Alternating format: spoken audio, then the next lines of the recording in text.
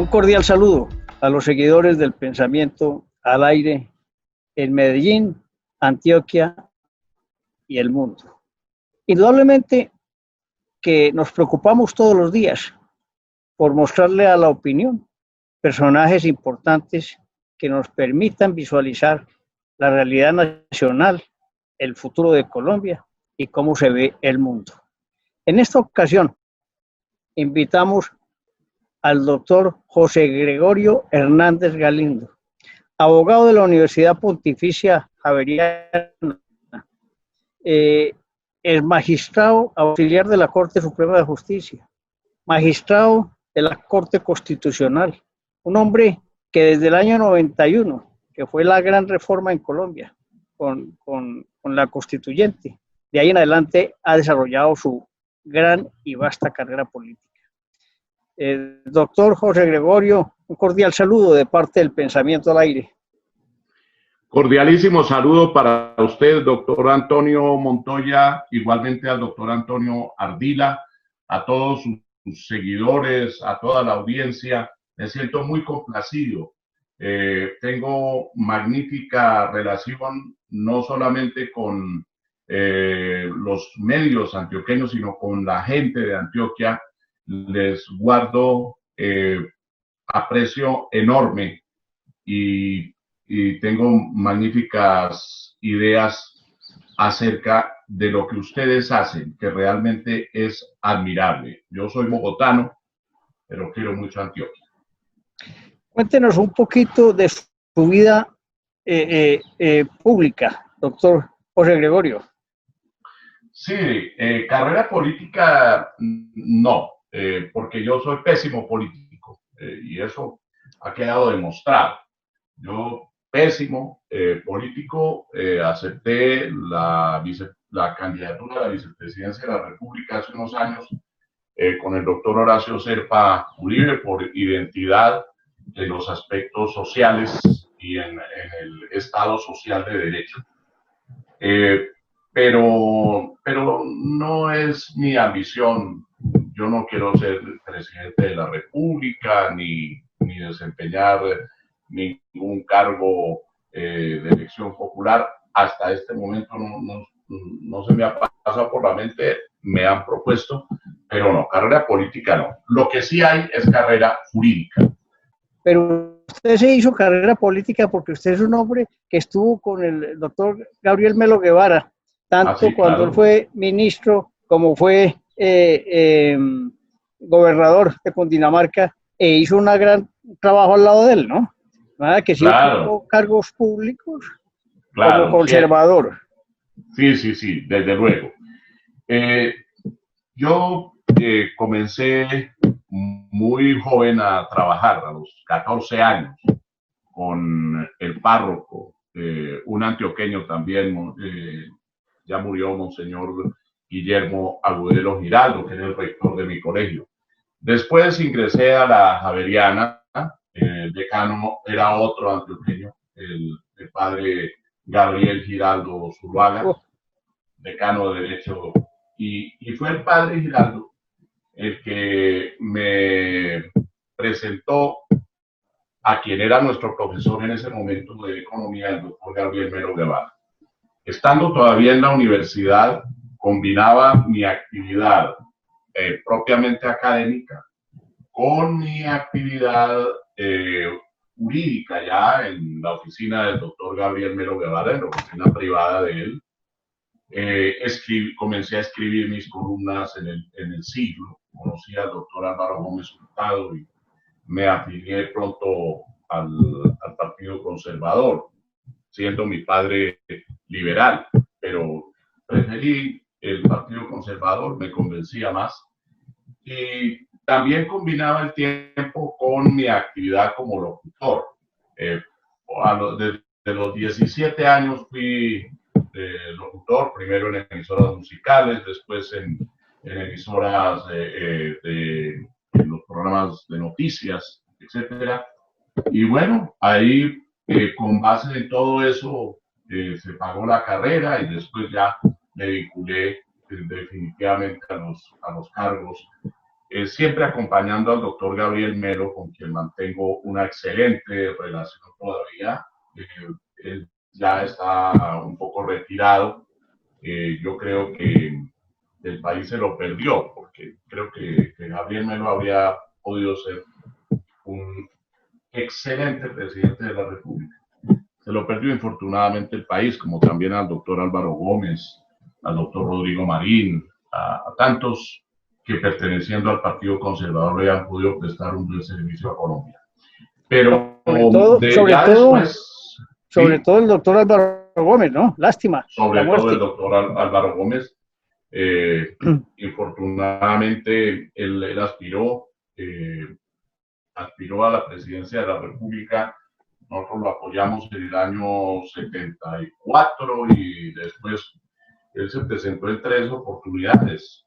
La última, hace justamente 30 años, en 1990, cuando todo ese proceso de creación de la Asamblea Constituyente. Porque es que lo que tenemos que celebrar, más que la actividad de la Asamblea en el año 91, es todo ese proceso admirable, un proceso político, jurídico que se desarrolló durante todo el año 1990. Recordemos la 7ª papeleta. Justamente con el doctor Álvaro Gómez Hurtado, él me había designado vicerrector de la Universidad Sergio Arboleda, recién fundada, y cuando comenzó todo el movimiento de reacción contra el narcotráfico y contra de reacción del país contra los crímenes cometidos, habían asesinado a varios candidatos presidenciales y los estudiantes conformaron el movimiento Todavía Podemos Salvar a Colombia. Recordando un poquito de la historia, estaba el hoy procurador Carrillo en el tema de la 7ª papeleta, ¿no? Sí, el doctor Fernando Carrillo, quien había sido mi alumno en la Universidad Javeriana, en Derecho Constitucional, inclusive presidí su tesis de grado. El doctor Carrillo fue uno de los impulsores de ese movimiento de la 7ª papeleta, porque él había contribuido, ya era profesor, siendo muy joven, ya era profesor tanto en la Javeriana como en el Rosario, y allí comenzó todo eso que llevó finalmente a la expedición de la Constitución. Con el doctor Álvaro Gómez tengo una anécdota a ese respecto, porque muchos creen que por haber sido conservador el doctor Álvaro Gómez estaba apegado a la Constitución de 1886 y que no quería la del 91. No, señor. Desde el principio, el doctor Gómez apoyó el movimiento para reformar la Constitución en el año 90, cuando estábamos en ese proceso. Recuerdo que me preguntó en la universidad un día, me dijo, ¿usted qué opina de reformar la Constitución por papeleta? Entonces yo le dije, pues sería el único camino, doctor Gómez, una papeleta que el pueblo mismo derogara el artículo 13 del plebiscito de 1957. Tanto el plebiscito del 57 como el acto legislativo número 3 de 1910 habían expresado que solo el Congreso podía modificar la Constitución.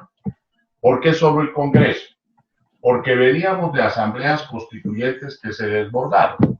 La de 1900, primero 1905, luego 1910, ¿cómo sería que la misma asamblea en 1910 decidió que sea el Congreso únicamente el que reforme la Constitución y le vamos a decir cómo debe reformar?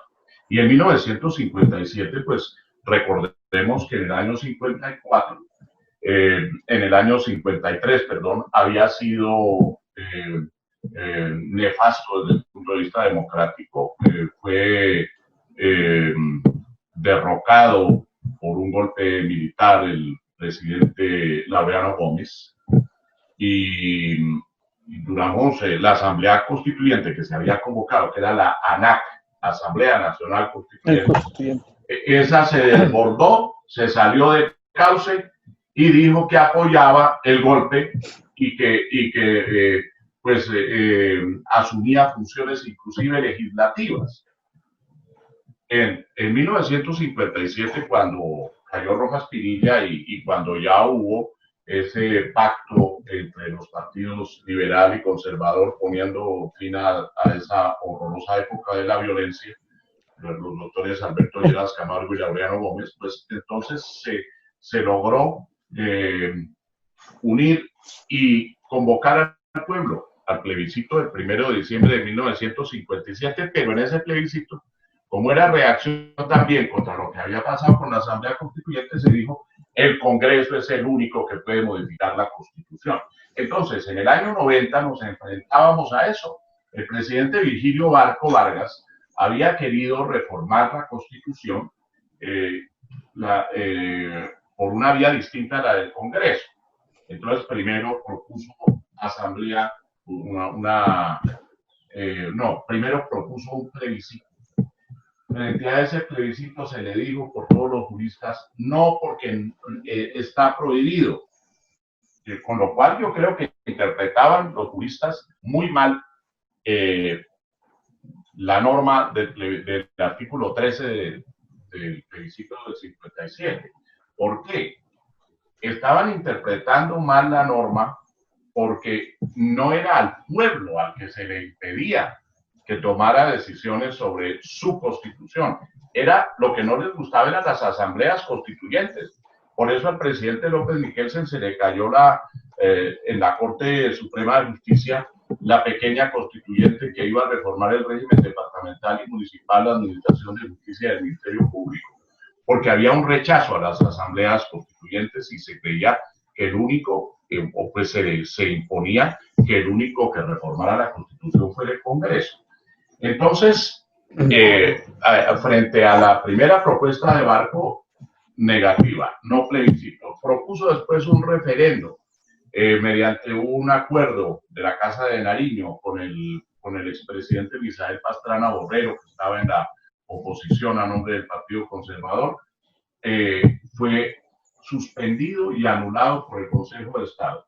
Después, en el Congreso, presentó el doctor Barco un proyecto muy importante de reforma constitucional y cuando ya había pasado por todos los debates, y esto es importante que lo sepa la juventud, le incluyeron allí un mico, un denominado mico, en la Cámara de Representantes para prohibir la extradición de nacionales colombianos, que después de todas maneras quedó en la Constitución del 91, afortunadamente derogada esa norma en el año 1997. Pero Barco había intentado 3 veces modificar la Constitución y nunca la pudo reformar.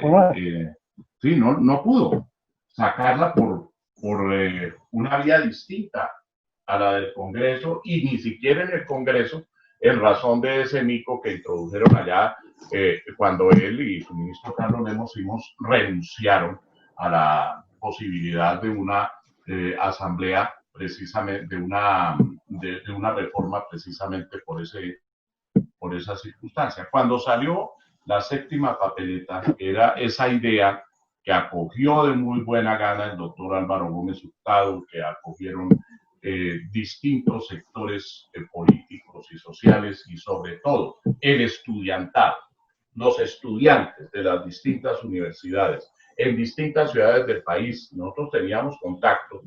Yo ya era profesor, no solamente estaba en la Sergio Arboleda, sino que era profesor de la Javeriana, del Rosario, de otras instituciones.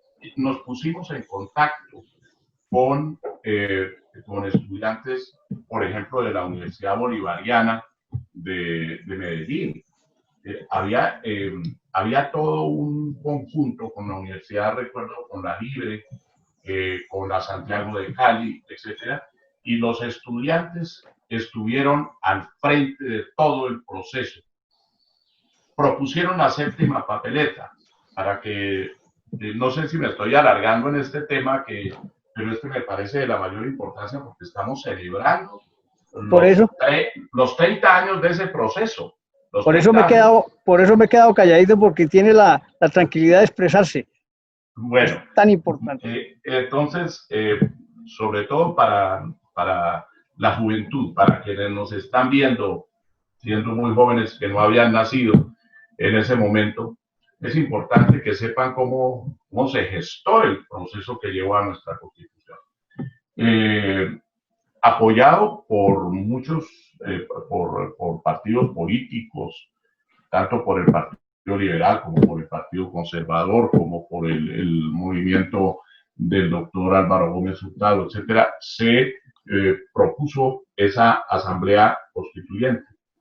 Un gran apoyo se recibió de quienes habían pertenecido al M-19 y que habían llegado a un acuerdo de paz con el presidente Vigilio Barco Vargas.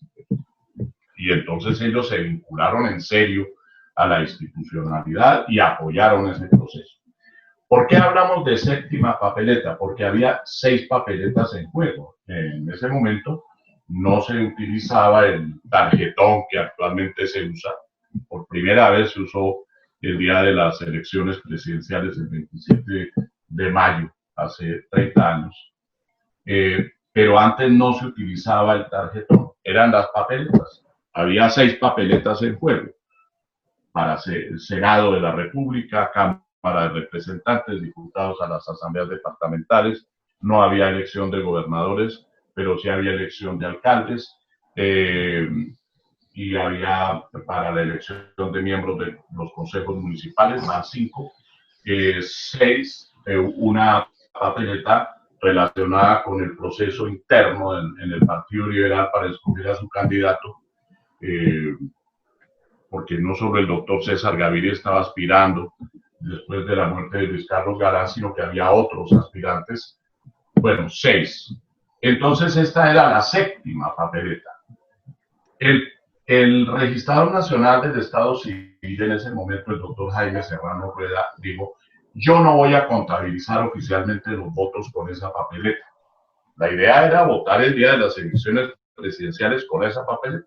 El día de las elecciones, perdón, no de las presidenciales, para corporaciones públicas.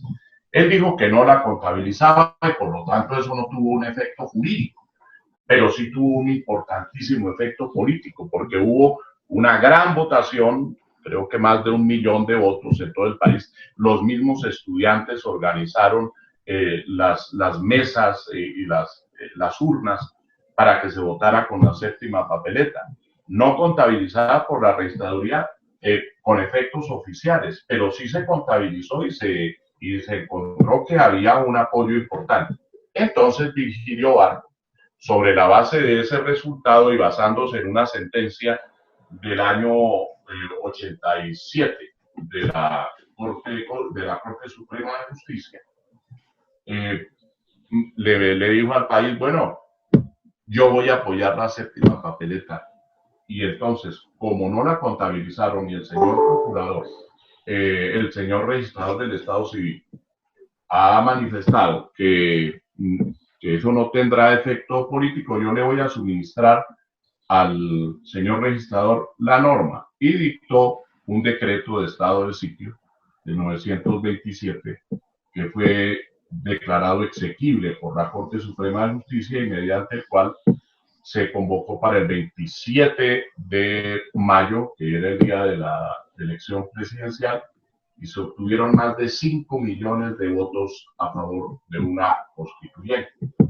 Eso es parte de la historia, que después se completó con la actuación ya del doctor César Gaviria Trujillo, que fue elegido en esa oportunidad presidente de la República, y el doctor César Gaviria con el apoyo de personas como el mismo doctor Carrillo, como el doctor Cepeda, sacó adelante un nuevo decreto convocando al pueblo para el 9 de diciembre.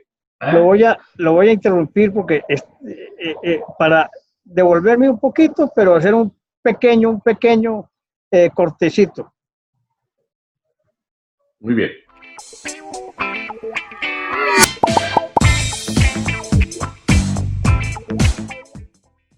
Continuando doctor José Gregorio, le dije que le iba a interrumpir el tema de la constituyente y todo ese proceso histórico que usted ha mostrado para devolverme un poquito a la incidencia del Frente Nacional, el pacto de venidor en España, que originó pues el Frente Nacional y que los partidos liberales y conservadores se pusieron de acuerdo para cesar un poquito la violencia que venía enraizada desde la muerte, fundamentalmente de la muerte de Gaitán. Pero todos piensan, y no voy a hablar mi propio nombre porque usted es el que nos va a decir que faltó meter a los otros partidos o la oposición que había en ese momento para que hubiera sido un frente verdaderamente nacional. ¿Usted qué opina?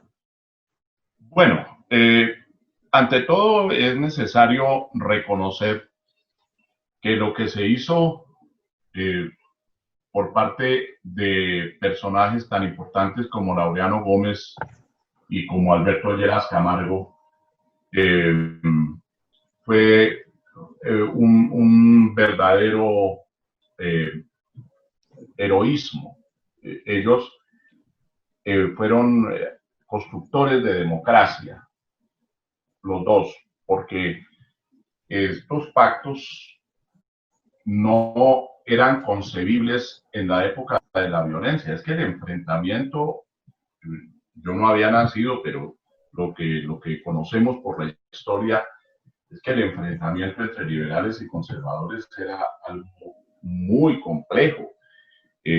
No se podían ver en el interior de las mismas familias. Parece que había luchas internas y que uno no se podía poner, si se ponía una corbata roja, entonces lo podían matar los conservadores, si se ponía una corbata azul, lo podían matar los liberales. Pero eran dos partidos, era el bipartidismo, no había sino dos partidos. Entonces, por supuesto, el acuerdo fue entre los dos partidos. Claro está, había otros sectores. Yo recuerdo también que hay un libro del doctor Alfonso López Miquelsen que se llama Postdata a la Alternación, porque hasta donde tengo entendido, Alfonso López no era muy partidario del Frente Nacional, no estaba de acuerdo, mientras que Alberto Lleras y Carlos Lleras Restrepo sí, ¿no? Y acuérdese, Belisario Betancur tampoco estaba muy contento con el Frente Nacional, hasta donde yo he podido conocer de esa parte histórica. Acuérdese que Alfonso López fundó el MRL, que fue un movimiento divisorio después de ese pacto, ¿no? Sí, de modo que pues no todos estaban, pero yo comprendo la situación. En ese momento había que llegar a algún acuerdo, había que llegar. El doctor Laureano Gómez estaba por fuera del país, recordemos, ¿no? Estaba por fuera del país, yo diría que exilado, tal vez, ¿no? Porque sí, la situación era muy complicada y por eso la reunión entre los dirigentes políticos no se llevó a cabo en Colombia, sino en España, en Benidorm y en Siques, y se celebraron esos acuerdos. Después vino la caída de Rojas Pinilla por presión ciudadana, especialmente de universitarios, y una junta militar que no podemos desconocer que fue una junta democrática, es decir, ellos no quisieron tomarse el poder como ocurrió en otros países de Sudamérica, ¿no? O de América Latina. No ejercieron una dictadura, fue una junta militar eminentemente transitoria que facilitó mediante decretos de estado de sitio el camino hacia el plebiscito para que fuera el pueblo el que se pronunciara. Eso lo tenemos que reconocer. Yo creo que no había otro mecanismo que firmar en ese momento el acuerdo del Frente Nacional. Por supuesto, habría sido mucho mejor que se hubieran acogido todos, pero tal vez las circunstancias eran tan complejas en ese momento que se hacía indispensable firmar el acuerdo y convocar al plebiscito. Ahora, había discrepancias en torno al Frente Nacional, específicamente a la alternación y a la paridad. Para nuestros estudiantes que nos están viendo, la alternación significaba que un periodo de 4 años sería apoyado por los dos partidos del Partido Liberal, un presidente liberal, pero a nombre del Frente Nacional. Otros 4 años, un dirigente conservador. Otros 4, presidente liberal, y los últimos 4, presidente conservador. Después había un periodo de transición, etcétera. Esa era la alternación que pues, estuvieron el doctor Alberto Lleras Camargo en el primer periodo, el doctor Guillermo León Valencia en el segundo, el tercero el presidente Carlos Lleras Restrepo y el final el doctor Misael Pastrana Borrell. Y la paridad consistía en que el presidente de la República nombraría la mitad de los ministros liberales, la mitad de los ministros conservadores. Y había solamente un ministerio que era desempeñado por un militar, que era el Ministerio de Guerra, después convertido en Ministerio de Defensa, ¿no? Y nombraban los gobernadores, y los gobernadores nombraban a los alcaldes. No había elección popular. De modo que esa paridad se extendió inclusive a las altas corporaciones. Entonces la Corte Suprema de Justicia y el Consejo de Estado, también convocados, compuestos por miembros del Partido Liberal y del Partido Conservador por partes iguales. Yo fui muy crítico ya después de la Constitución del 91, porque veía yo que seguían, que en el Consejo de Estado o en la Corte Suprema todavía la mitad conservadores y la mitad liberales. No, eso ya, eso quedó derogado absolutamente por la Constitución de 1991, pero todavía seguían algunos con la tendencia. ¿El sistema de cooptación le gustaba a usted o no? Sí, en la elección de los magistrados. A mí me parece que sí, el sistema de cooptación que consistía, era cooptación plena, porque hoy hay cooptación pero parcial. La cooptación plena consistía en que la Corte Suprema de Justicia y el Consejo de Estado, que eran los dos tribunales, el uno cabeza de la jurisdicción ordinaria, el otro cabeza de la jurisdicción contencioso administrativa, se componían cuando renunciaba un magistrado o se retiraba o moría, pues entonces, porque además existía un periodo indefinido, un periodo vitalicio, hasta la edad de retiro forzoso, que era de 65 años. Mientras tanto, permanecían, y cuando ya se retiraba el magistrado, entonces era reemplazado por alguien que tenía origen en la misma corporación. Dentro de la misma corporación se proponía al candidato y la corporación en pleno elegía entre los candidatos que habían presentado la sala de casación laboral, la sala de casación penal, la sala de casación civil.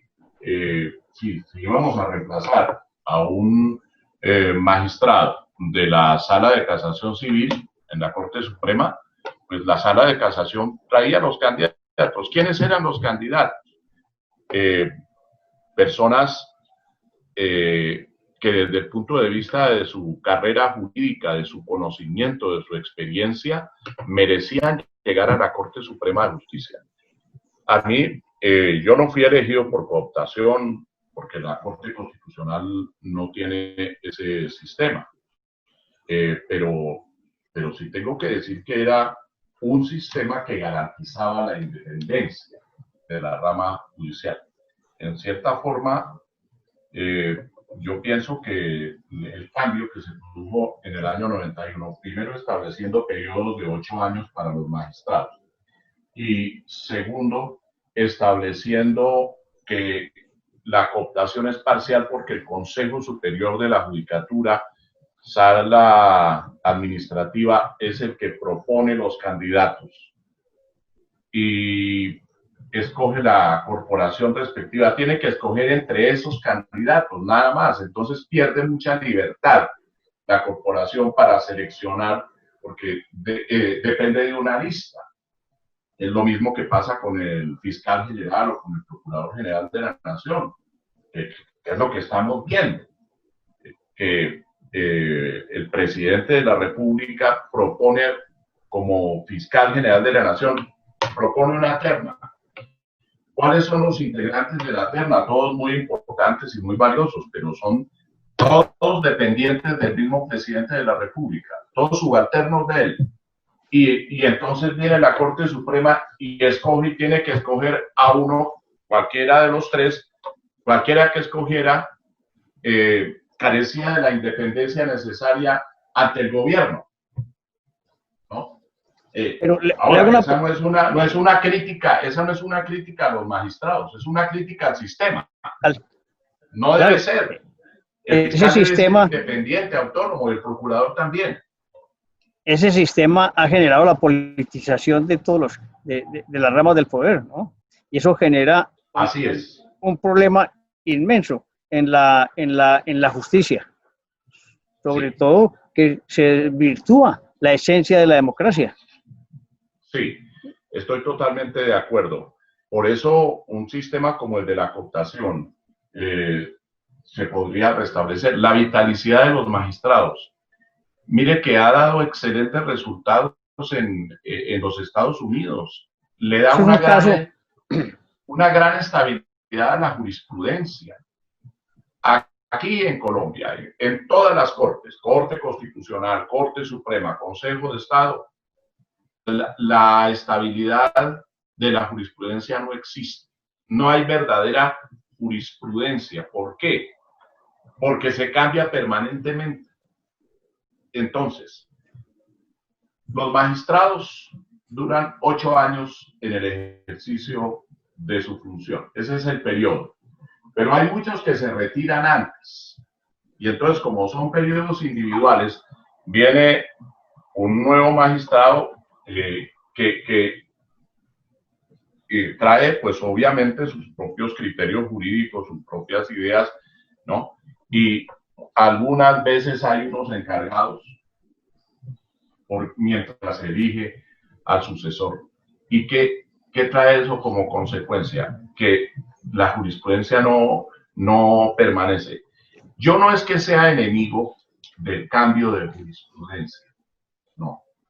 El cambio de jurisprudencia tiene que darse, la evolución de la jurisprudencia, pero tiene que ser una evolución razonable, razonada, necesaria, una evolución que no implique rupturas tan bruscas como las que hemos visto muchas veces en los distintos tribunales, que se pasa de negro a blanco sin saber cómo ni por qué. Eso genera inseguridad jurídica.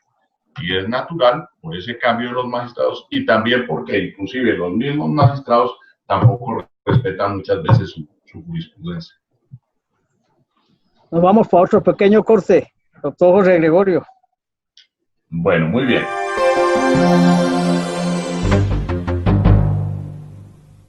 Doctor José Gregorio, hablar con usted pues es una manera agradabilísima de contar la historia de Colombia.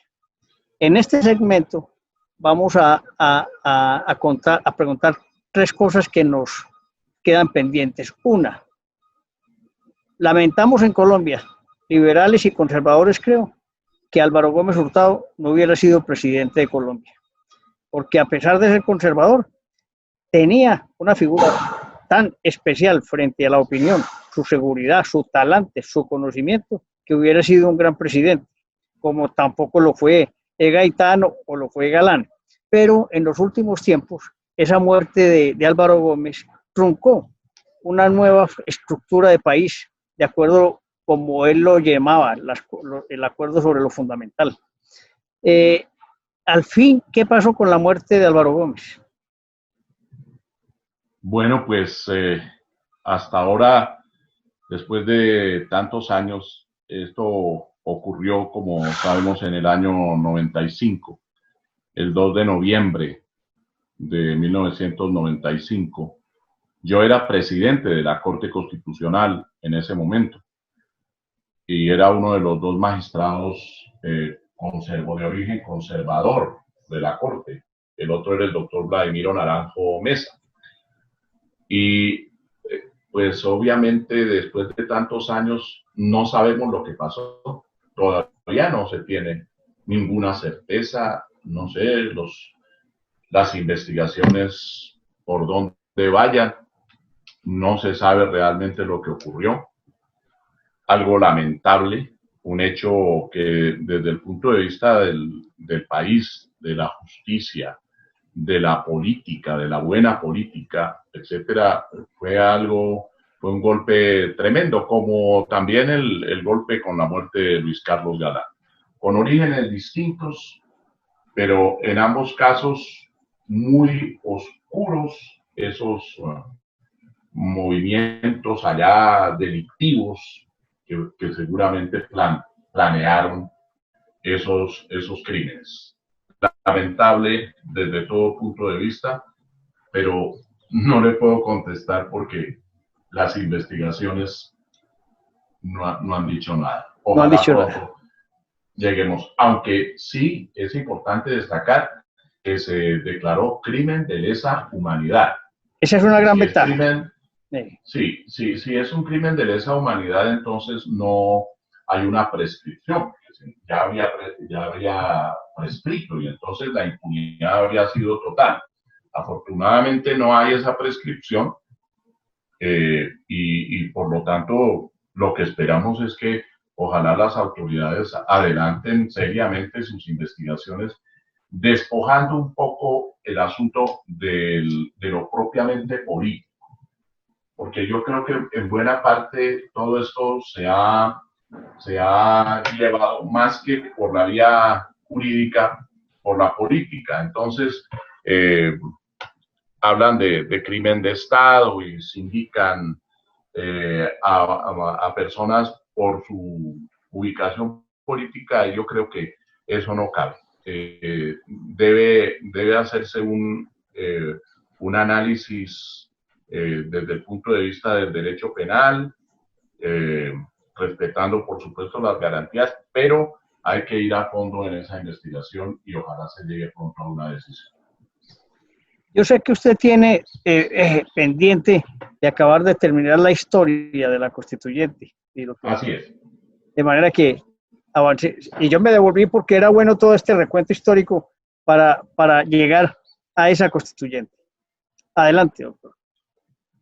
Bueno, como decía, el 27 de mayo de 1990, cuando fue elegido presidente el doctor César Gaviria Trujillo, a nombre del Partido Liberal, se votó también la papeleta que entregó al país el doctor Virgilio Barco Vargas, como la séptima papeleta, la de los estudiantes.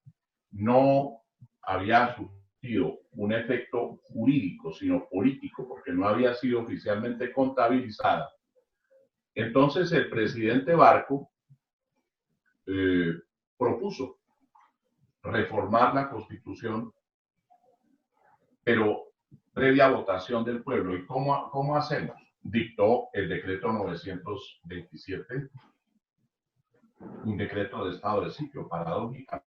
por la vía del estado de sitio, que era un procedimiento, que era una figura tan criticada por los demócratas, porque realmente implicaba unos poderes enormes en cabeza del presidente de la República y una restricción de las libertades.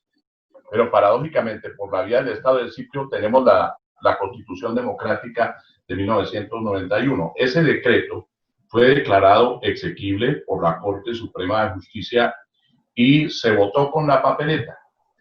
Más de 5 millones de votos, como acabé de decirlo, a favor de convocar una asamblea que se denominaba en ese momento, y esto es importante, Asamblea Constitucional.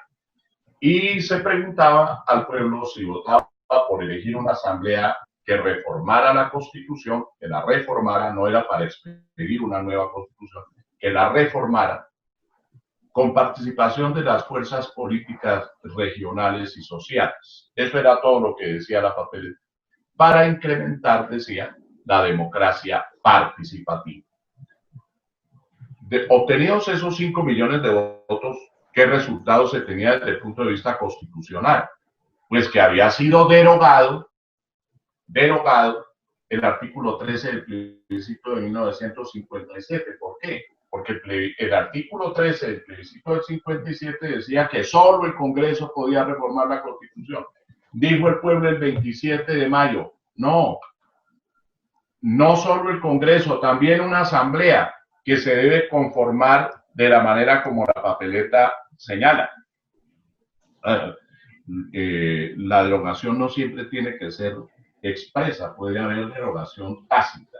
Y la derogación tácita se produce cuando lo que establece la nueva norma es absolutamente contrario a lo que establecía la norma anterior, derogó la norma anterior. Nos reuníamos los profesores de Derecho Constitucional acogidos por las distintas universidades. Nos reuníamos en la Javeriana, en la Sergio Arboleda, en la Universidad del Rosario, en el Externado.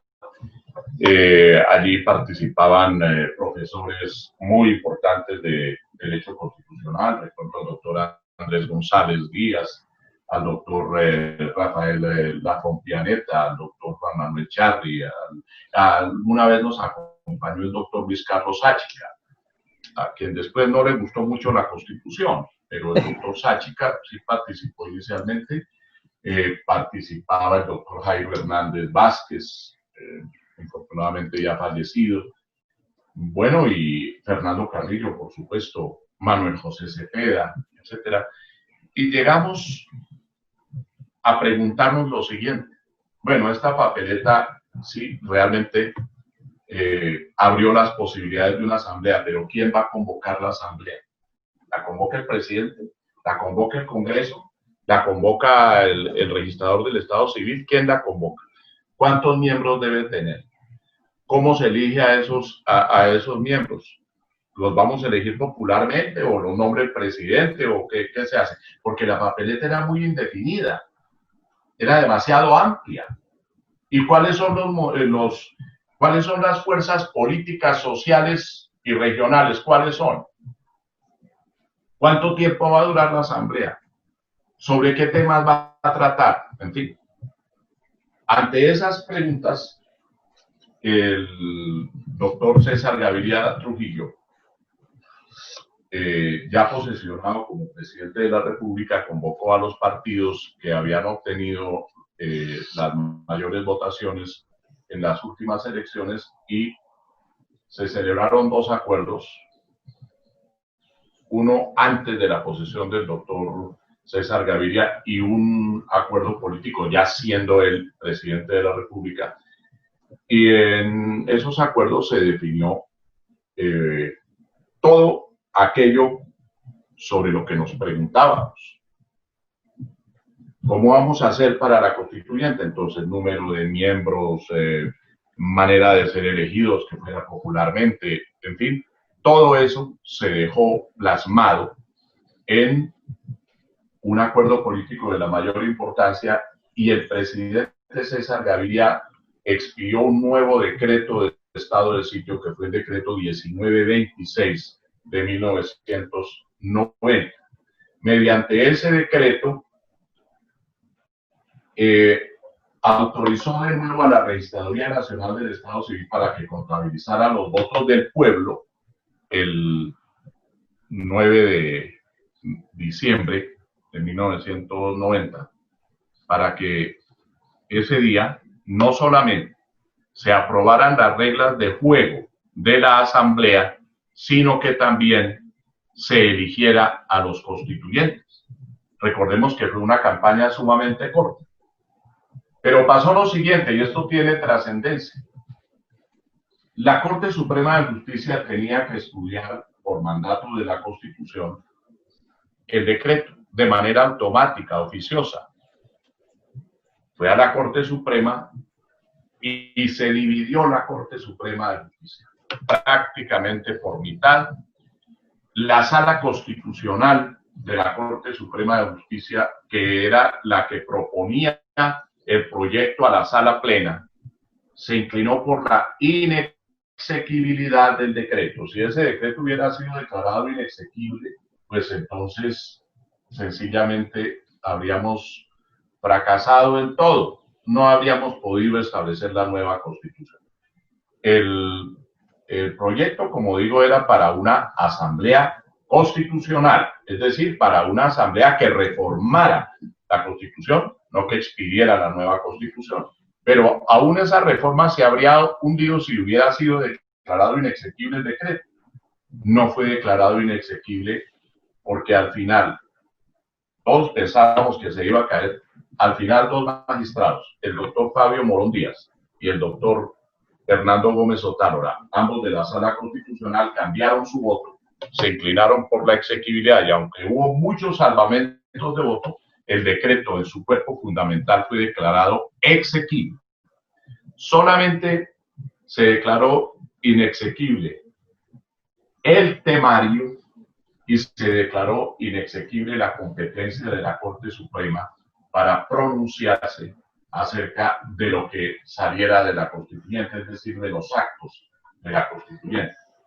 Luego pasó de ser una asamblea constitucional, como se había considerado inicialmente para reformar la Constitución, pasó a ser una asamblea constituyente, estrictamente constituyente, con todo el poder para expedir una nueva Constitución.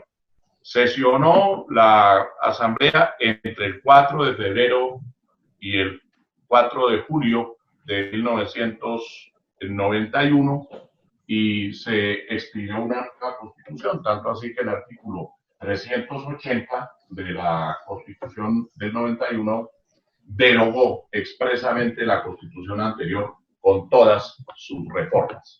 Bueno, otro día podemos hablar de algunos otros aspectos, pero ese proceso político fue muy importante, como ustedes se dan cuenta. Un proceso político-jurídico. Fue un cambio total. Colombia es distinta a partir de ese momento. Y tendremos oportunidad de seguir analizando estos últimos 30 años de la Constitución. Colombia tiene turbulencia diaria. Todos los días suceden cosas que cambian lo importante por lo frívolo. Después vuelve la brutalidad o la violencia, pero no hay día que no pase que tengamos un cambio en Colombia. Y esta semana pasada, el viernes, en Antioquia tuvimos la noticia de la decisión de la Fiscalía de dictar autodetención frente al señor gobernador de Antioquia, Aníbal Gaviria, que creemos que es un acto, para no calificarlo, que no es propiamente jurídico. Hay demasiadas consideraciones que pueden haberse cometido errores, inclusive que ha habido prescripción. Pero a mí, más que la prescripción, me parece que eso que se le imputa no era ni siquiera para una autodetención. No sé usted qué opina, doctor. Muy importante para Antioquia esa opinión. Bueno, doctor Montoya, antes de contestarle, debo decirle, para que no haya suspicacias, que no soy abogado del doctor Gaviria. Conocí mucho a su hermano, infortunadamente asesinado por las FARC, quien fue también gobernador de Antioquia. Y no tengo una amistad especial con él. Miro las cosas objetivamente. Ha sorprendido que el fiscal general, por hechos relacionados con una delegación de funciones en materia contractual de hace 15 años, haya ordenado ahora, en plena pandemia, la privación de la libertad y pedido en consecuencia la suspensión del actual gobernador de Antioquia, el doctor Gaviria. Yo me atrevo a decir lo siguiente, que como lo escribí para el diario El Nuevo Siglo, que es todo un éxito mediático, pero en tiempos de la justicia, espectáculo que no es bueno. Algo de lo que decíamos hace un rato. Infortunadamente la justicia se ha politizado y aunque hay magistrados y jueces excelentes, lo cierto es que en buena parte ha habido politización. Sin entrar en el problema penal, porque no conozco el proceso ni los pormenores de la contratación de la que se trata, inclusive no tengo claro ni siquiera cuándo se firmó el contrato, porque el fiscal habló del año 2005, pero otros han hablado del año 2004. No sé cuándo se firmaría ese contrato. Conviene tener en cuenta, repito, sin entrar en lo propiamente penal ni en lo contractual, conviene tener en cuenta la perspectiva del derecho constitucional en lo que respecta a la libertad. La libertad es un derecho esencial por el cual lucharon nuestros próceres y que está garantizado en la Constitución Política de los Tratados sobre Derechos Humanos. Es un valor preciosísimo del sistema democrático. Yo creo que con la libertad no se debe jugar, no se juega, aunque el juego produzca dividendos políticos o publicitarios. Es inherente a la dignidad de la persona y su privación debe ser extraordinaria y sujeta al principio de legalidad y también sujeta a la estricta competencia de quienes a nombre del Estado pueden restringirla. Yo quiero recordar, porque el señor fiscal manifestó que se actuaba para el efecto dentro de la ley 600. Entonces hago unas breves referencias de orden constitucional para ilustración especialmente de nuestra audiencia. El artículo 250 de la Constitución, que señala las funciones del fiscal, de la Fiscalía General, en su versión original, es decir, la de 1991, señalaba, ese artículo 250, que al fiscal, o a la fiscalía mejor, como institución, le correspondía la función de asegurar la comparecencia de los presuntos infractores de la ley penal, adoptando ella, la fiscalía, las medidas de aseguramiento. Entonces, pues el fiscal podía ordenar la captura de las personas. Pero esa norma fue modificada mediante acto legislativo 3 del año 2002, que como ustedes saben, introdujo el sistema penal acusatorio. A la luz de la nueva disposición, a la Fiscalía solamente le corresponde solicitar, yo tengo aquí el texto, solicitar al juez que ejerza las funciones de control de garantías, las medidas necesarias para asegurar la comparecencia de los imputados al proceso penal, la conservación de la prueba, la protección de la comunidad, en especial la protección de las víctimas. Además, se estipuló la nueva norma, la del año 2002, que comenzó a regir en el 2005, estipuló que la ley podría facultar a la Fiscalía para realizar excepcionalmente capturas, excepcionalmente, para señalar los límites y los eventos correspondientes.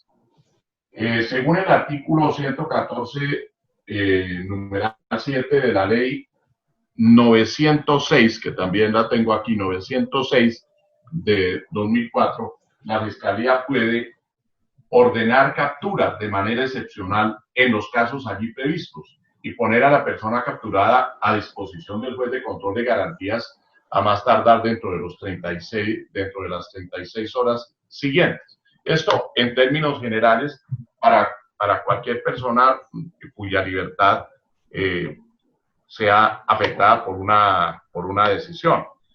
Para que todos lo entendamos, la ley 906 de 2004 reemplazó en esa materia lo que había dispuesto la ley 600 de 2000. Los penalistas saben que por mandato de la misma norma hay una cantidad de procesos que siguen regidos por la ley 600 de 2000, que es la que aquí se está invocando. Pero los procesos posteriores se rigen por la ley 906. Y es que hay una norma en la ley 906 que dice que regirá, ese código penal regirá para los delitos cometidos con posterioridad al 1 de enero del año 2005. Y añadió que los casos de que trata el numeral 3 del artículo 235 de la Constitución, que es el caso del fuero constitucional especial, presidente de la República, magistrados de las altas cortes y fiscal general de la Nación, que esos procesos sobre ese fuero sí se continuarán tramitando por la ley 600 de 2000. Pero ¿qué pasa? Que un gobernador tiene fuero, pero no tiene fuero del mismo que goza el presidente de la República, que es acusado por la Cámara de Representantes previo paso por la Comisión de Acusaciones ante el Senado de la República. No tiene ese fuero. Los gobernadores tienen un fuero distinto, que es el mismo que tiene actualmente el vicepresidente de la República, los ministros del despacho, etcétera. Está en el numeral 5 del artículo 235 de la Constitución. Es un fuero ante la Corte Suprema de Justicia por acusación que formule el fiscal general de la Nación, el vicefiscal general de la Nación o sus delegados de la unidad de fiscalías ante la Corte Suprema de Justicia. Es ante la Corte del fuero. Pero quiero insistir en lo siguiente. Si, según lo que ha informado la Fiscalía a los medios, en el caso del gobernador de Antioquia, los posibles delitos se pudieron cometer en el año 2005, porque eso fue lo que escuchamos por la televisión, puede ser que haya sido en otra época, pero lo que yo escuché, no sé ustedes, es que en los delitos, los posibles delitos en materia contractual se cometieron en el año 2005, o se pudieron cometer. Es decir, después del 1 de enero de 2005. Entonces, si fue después del 1 de enero de 2005, pues ya no sería aplicable la ley 600 de 2000, sino la nueva ley, la 906, porque el mismo texto del artículo 533 de ella así lo dispuso. Entonces, tenemos la duda, no sabemos si es la 600 o es la 906, la Fiscalía sostiene que es la 600, luego seguramente hay alguna equivocación y el contrato se celebró en el año 2004 o antes. Pero aunque fuera la ley 600 la aplicable y la norma constitucional original fuera la que rigiera, aquella que permitía al fiscal ordenar las detenciones, el principio de favorabilidad nos llevaría a que lo ordenado por el fiscal fuera revisado por un juez. ¿Por qué? Pues porque yo no puedo entender que una persona, como el caso del gobernador o de cualquier gobernador o de cualquiera de los que están aforados allí, que en ese caso pueda el fiscal, aplicando la ley 600, ordenar la privación de la libertad sin acudir a un juez, cuando el principio hoy el que prevalece en la Constitución es aquel según el cual, porque si no, ¿para qué se hizo la modificación en el año 2002? Según el cual quien decide sobre la libertad debe ser un juez, no un fiscal, un juez. Entonces, que la Corte Suprema no tiene competencia en este momento, dicen los penalistas, que no tiene competencia porque la Corte Suprema solamente va a fallar si el fiscal acusa al gobernador. Pero es que yo digo, ¿qué es más favorable para una persona? Que su detención se ordene por el fiscal, simple y llanamente, o que su detención se ordene por el fiscal, pero previa consulta con un juez de garantías. Es más favorable lo segundo. Entonces, por un principio de favorabilidad, yo creo que esto debería ser llevado ante el juez. ¿Ante cuál juez? Ante el juez natural del gobernador, que es la Corte Suprema. Y creo que el gobernador pues tenía su fuero hace 15 años y es titular del fuero hoy. Y creo que la aplicación de la ley 600 de 2000 no es aplicable en un caso como este cuando ha transcurrido tanto tiempo. 15 años desde los acontecimientos y hasta ahora viene a resultar. Además, creo que tendrían que aplicarse otros principios. ¿Le hago una pregunta?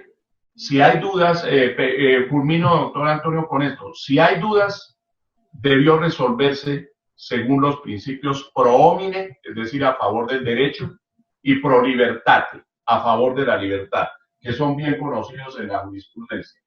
Entonces, yo creo que el gobernador ni se iba a escapar, porque además no se podía escapar, porque estaba en cuarentena y está ejerciendo la gobernación, y ni tampoco representa un peligro para la sociedad. Yo no veo que el gobernador sea un peligro para la sociedad. Sí, doctor Antonio. Le hago una pregunta. Es que además el gobernador tampoco firmó ese contrato. Él pudo haber pecado por delegación, ¿cierto? Pero digamos que ahí habría otro hecho que también habría que mirar a la luz de la parte penal. Sí, hay que mirar la parte contractual. Como les digo, yo no conozco el proceso, ni el contractual ni el penal.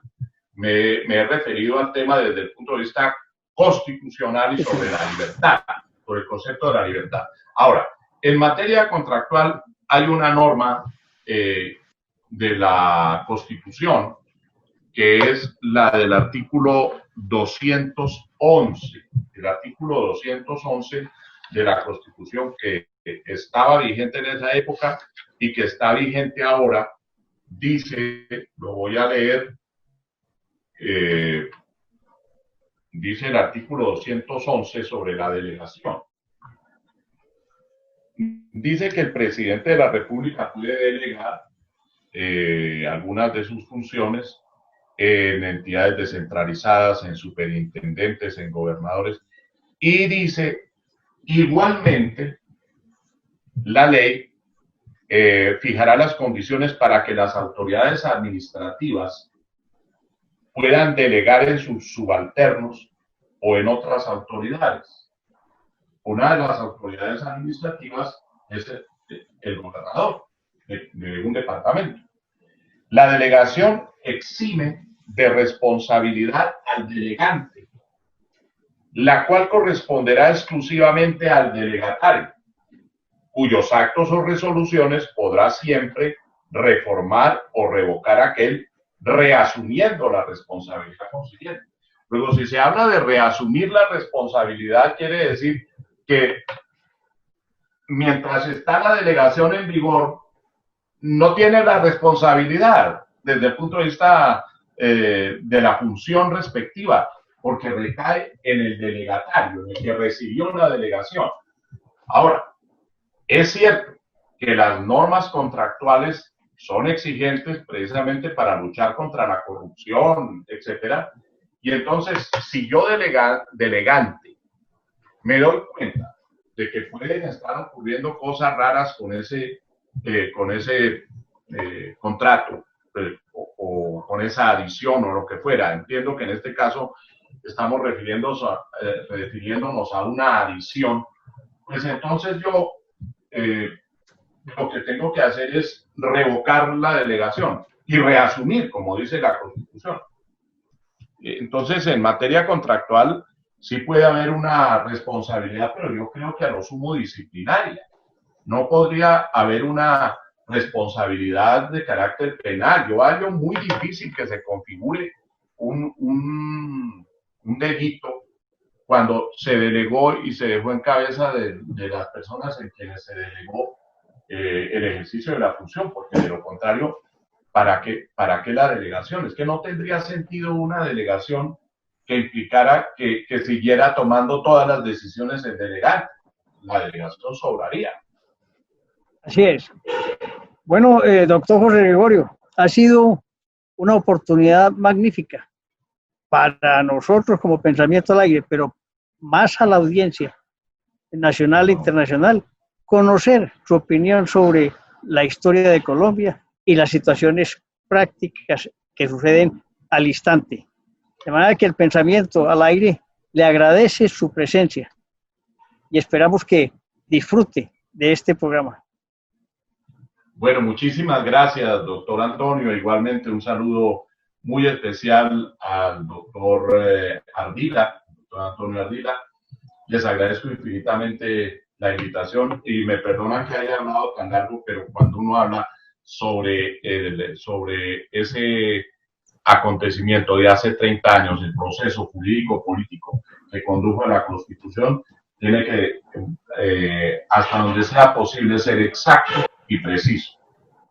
Entonces, y la ventaja que tiene el Pensamiento al Aire es que deja expresar la idea y no tenemos límite de tiempo, mi estimado doctor. Bueno, muchas gracias. Un saludo especial. Hasta luego. Muchas gracias.